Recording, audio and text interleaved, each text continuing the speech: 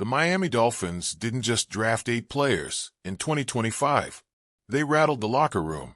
No one's place is safe. Not after that. Some guys might pretend they're chill, unbothered, but they heard the message loud and clear. The front office didn't just draft for fun.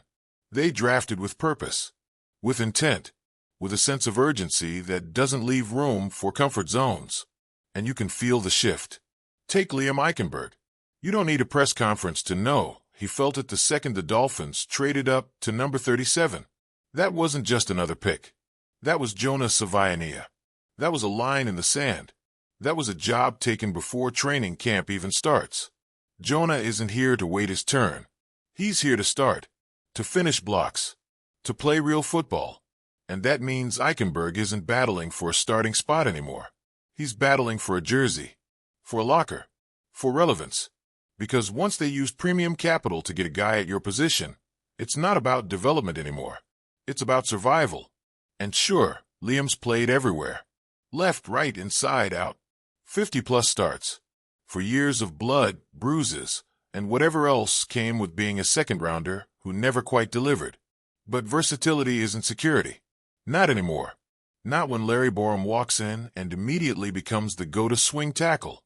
Not when there's a group of younger, cheaper, hungrier guys, Braden Daniels, Chasen Hines, Andrew Meyer, foaming at the mouth to take a spot. Eichenberg isn't the future. He's a question mark with history. He's the guy everyone whispers about, wondering if the time's finally up. He's not being counted on anymore. That era's over.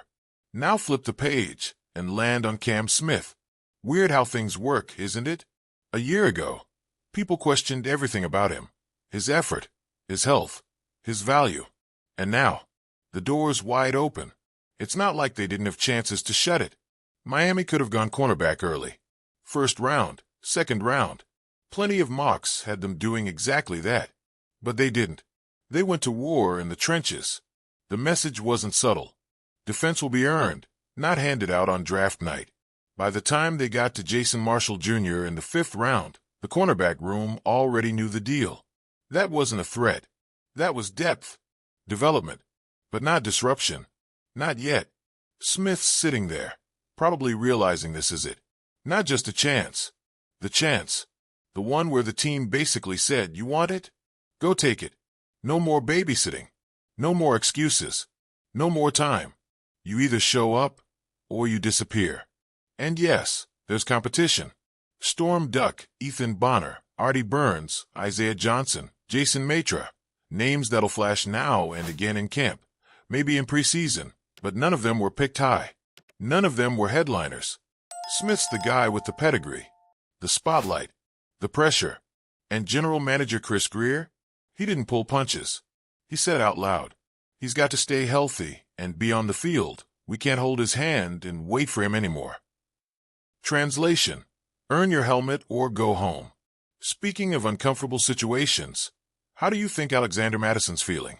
He signs with the Dolphins, probably thinking he's got a role carved out. That third RB spot, the short yardage thumper, a reliable back when the speedsters need a breather. Then comes the 6th round, and with it, Ollie Gordon out of Oklahoma State. Another banger. Another between the tackles type who doesn't shy away from contact.